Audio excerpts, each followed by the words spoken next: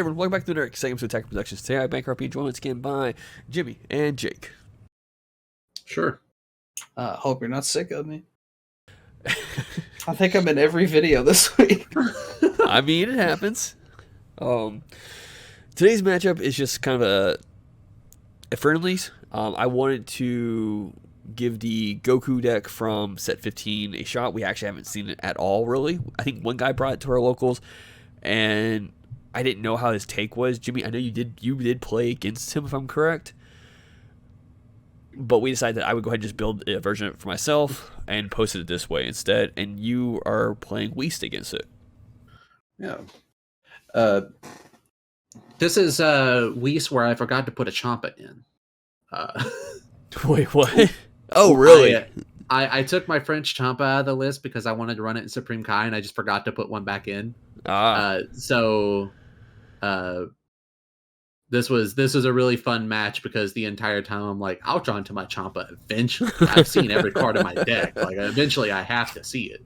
So we've seen Whis be able to get extremely wide on his board space. And that was my biggest fear going to this matchup. Because, like, truth be told, I did the standard Bancroft. I threw this deck together. Like, I looked at, I was at work, and I was like, hey, you know what? I'll go deck planet, and I'll kind of piece it together. Like, this looks kind of alright.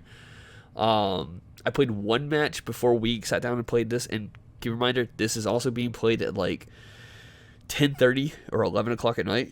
This was after our locals. Chris, the guy closing up, he was gracious enough to give us some extra time, and we ended up, I think, overstaying our welcome because we had many attempt. Yeah, we had to do two matches, and we'll get to why we had to do a second match when the cards played down the road. So this King Kai battle card is a huge misplay for myself.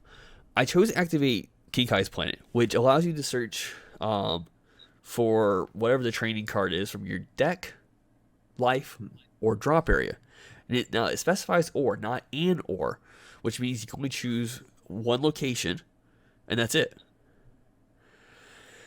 Per activation. Yeah. Yeah. If I would have chosen to play the battle card first, I could have looked through my deck and saw how many were in there. Now, yes, technically, you're not supposed to do that, but it would give me an idea if there was at least a handful in there. So, unfortunately, I did lose out on getting one of those extra cards underneath there. Like I said, this is also, I think after I did it, I was like, I messed up. I F this. God dang it. And you're like, what? And I'm like, I could have played this card first, and known how many were in my deck, and then gone through it. But it is what it is.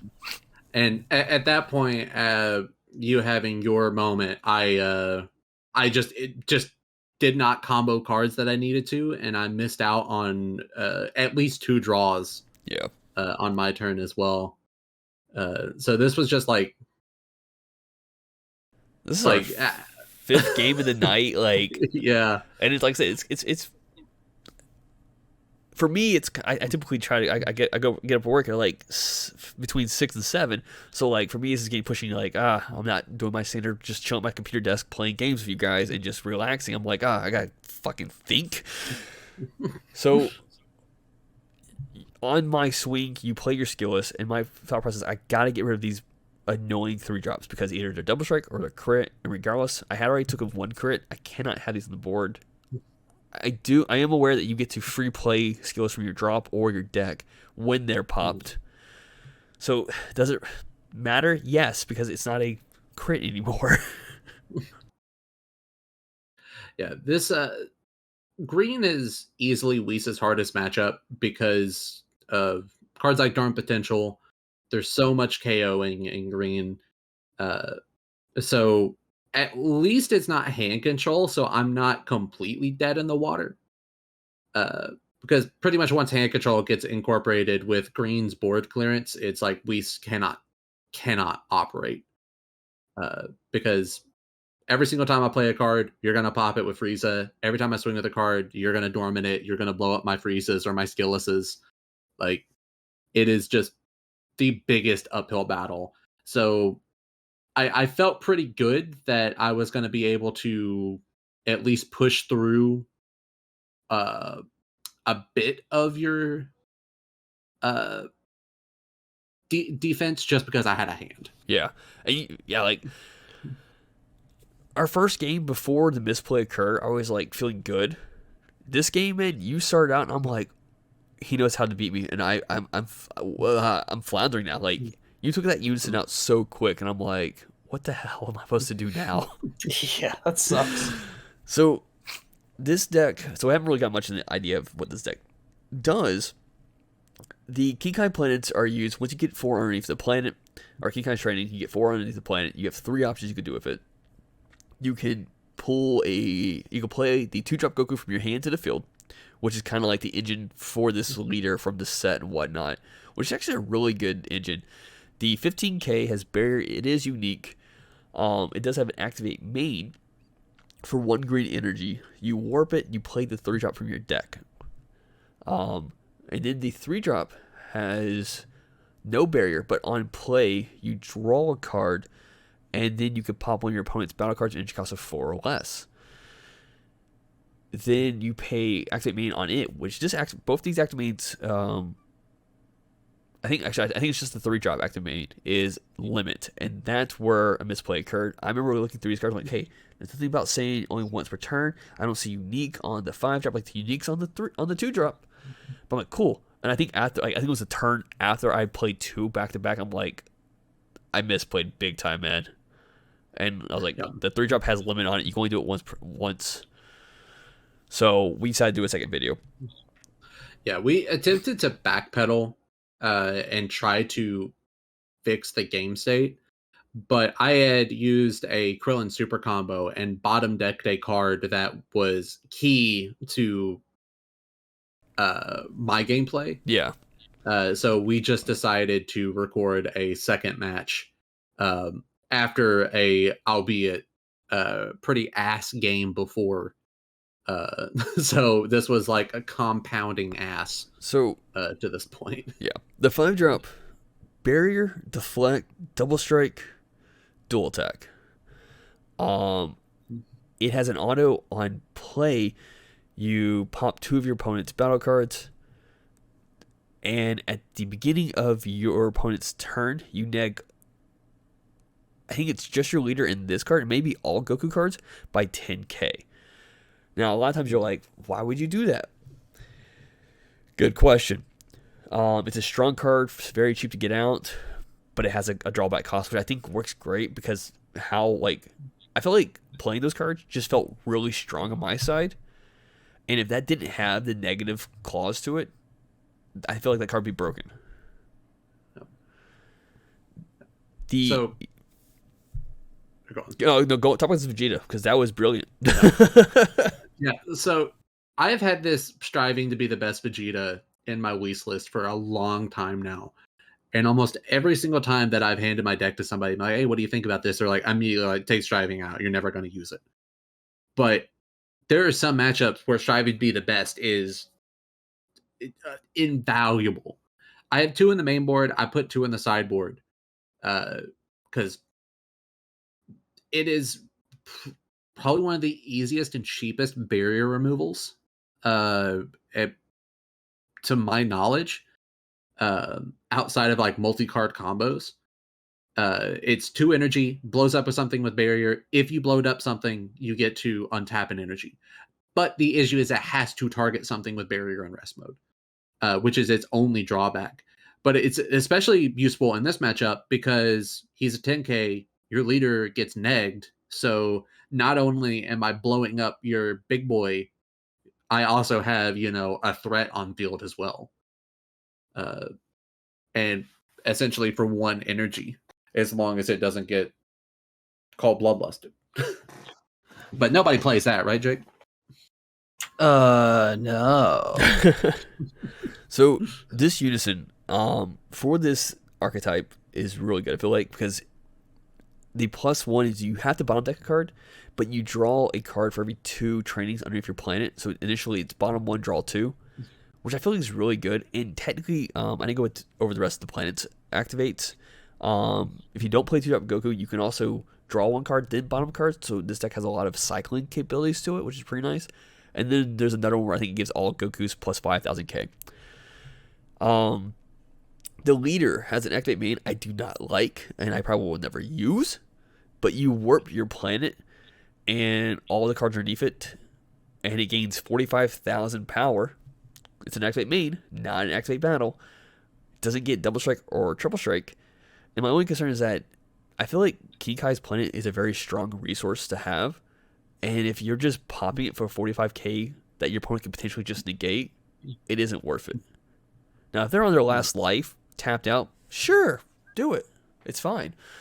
But outside that, I feel like it's really strong and it's not worth the effort. There was a point in this match where I think I realized it, where like I was asking what all these cards coming down done, and you were saying a lot of text, but it was registering in my head as absolutely nothing. Like the only cards that I was really paying any attention to were the 2-drop, 3-drop, and then the big boy. He's 5-drop, right? Yeah, those are like the only cards that I was paying any attention to at all. Because honestly, the 1-drop pulls out the 2-drop, but the planet can do it for free. So, like, I never really seen why you would run that. Like, maybe you can fill me in now where I have like not mush brain. Sorry, I was thinking what's happening this turn. Ask the question one more time. 1-drop, 2-drop, planet, Okay. 2-drop, Yeah. Goku. So 1-drop Goku is your searcher, but you can also pay 1 to play the 2-drop from your warp on top of it. Gotcha. And then you use a 2-drop to play a 3-drop, and then the 3-drop you can play the 5-drop on top of it, which keep in mind is limit 1, or you can pay 3 energy from the 5-drop's effect to EX evolve on top of a 3-drop. Now that could be it could be on top of a 3-drop or a 2-drop. So if you're not seeing your 3-drops, which can happen late game, because there's no way to recover your 3-drop once they hit your drop area. Like there's no. I'm not just more confused. Oh, that makes sense. You just go up the chain. Now, I want to go over something before it gets too far, because my board is getting very cluttered. With a lot of cards with decent effects, like Gregory, you could pay 1 green energy to, I think, put in the drop area to boost Son Goku by 15k, which is a really good defensive thing because it's an activate battle effect. And the Kais are just combo pieces, but the Dodoria I thought was really good because you were able to combo during your turn. So I stopped your Vegeta even touching play using that 1-drop counterplay. Mm-hmm. Which I typically only would use for like, topos or something like that. But I was like, wait, his skills are 2 energy. I could just do that with them. Which is decent value play because it gets the threat off of my field on your turn. I can still combo them out from the drop area using my Unison. But it requires you attacking to do that. So this is I think this is the turn that's very interesting. I think, yeah. So you're yellow, you have plenty of open energy. This isn't the turn. Alright, so I proc the ability to play this because, your Poutine will activate and you choose to tap a blocker, which is always great. Mm-hmm. And I swing into your lead. This is where I want to kind of go real quick. I don't know if it's just been this particular day, but the way I'm swinging with these cards and tapping them, I feel is off character for me. But I've been doing this all game where I only swing with the top card instead of the whole card. So if a board is getting super cluttered, it can be confusing. And I think at one part there is that does occur, and we'll talk about that when it happens. Just kind of want to get ahead of it before it does happen. Mm-hmm.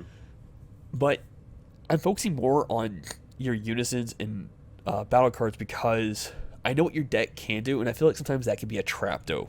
Because I think I've done that before, and I've lost before that. Because I think it was AOD, wasn't it? I believe so. Or no, it was Goten. It was Goten. Where I focused a lot on your unison, like I'm doing now, and it can be a complete trap and a mess for you. Yeah. If you're a longtime viewer of the channel, you know that I am a unison non-enjoyer. So don't take this to mind if you're ever playing against me, but usually if I run a unison, it's literally just to soak up some damage that's not going to my leader. Very rarely am I running a unison for its full effect. Yeah. And you have another one. And yeah, it can get to a point. Why is that not standing? You tapped my unison with your... Okay. Yes. Krillin has an auto where if your leader is negged, if it's your opponent... I think it's at the start of your opponent's turn, if your leader card is negged, you can restand it and it gains blocker. But you immediately tapped it with Poutine. I'm like, oh, that's great. Okay, never mind. Not Poutine, sorry. Vados. Yeah. Also, at this stage in the game, I could understand whiffing on one-drop Whis. But the amount of times that I have whiffed on a skillless or a 2-drop unison in my skillless and 2-drop unison deck off of 1-drop Whis top 5 search is astounding. Like, I probably have like a 10% hit rate off of playing 1-drop Whis. It's just terrible. Like, I don't understand why. Like, I have played this deck ad nauseum, and I never hit off of that 1-drop Whis. Now, it's understandable this late in the game because I've cycled through, pretty much all of my unisons and, all of my skillless targets. But still, it's really annoying. So here, I hit down to 3 life, and I'm trying just to poke at you to get you to 2 life. And you're just comboing cards off in the correct manner so that it doesn't happen that way. Yeah, I know if I go to 2 life in green, it's over. Or 2 life against really any deck. And I think I can see that Champa in your hand, so. There is... yeah, I have a Champa and I have the Gohan as well. So, like, I have multiple ways of getting the double strike, and I'm just trying to find that opening for that. Mm-hmm. So here, you have 1 open energy, you have a unison in play. You've already shown 1 Vegeta, Prideful Transformation. Yeah. So I played the Goku to see if you would do it or not. And you did. Yeah. I asked to see your drop area because I was looking for the TN, because I remembered one of them had deflect and it wasn't Goku, so I was scared that maybe I just completely misread and that TN didn't have deflect as well. But luckily you had one in the drop area, so I was able to confirm. Which this package is just insanely good. It's really underrated in my opinion. Oh, for sure. And I think this coming up is a misplay. I think it is. Yeah. So I should have just straight up swung with TN first. But I wanted to get rid of the unison for some reason, that mindset. And so I swing with this card and I go, you can see me, I begin to start comboing up and I stop. I'm like, wait, 1 open energy. He may have Final Flash. You use Super Saiyan to tap my TN and then Final Flash afterwards. I'm like, yeah. Shit. I'm tapped out. I have 2 life. I didn't play a card to neg my leader's turn, so I'm not getting... Oh, I don't even have my unison anymore because I switched it out for your unison, so you wouldn't have it. And I'm just in a really rough spot right now. Mm-hmm. So I go ahead and just focus on clearing your board. You had a decent hand, and with my current hand, maybe I could have pulled it off, swinging to your lead with 2 super combos. I just didn't want to risk it, and then me having nothing on your turn. Yeah. So, with a cluttered board, and the way I've been tapping my top cards, there was a slight confusion that was made. Jimmy, if you want to go into it. Yeah, so Bancroft tends to be decently organized when it comes to his board state.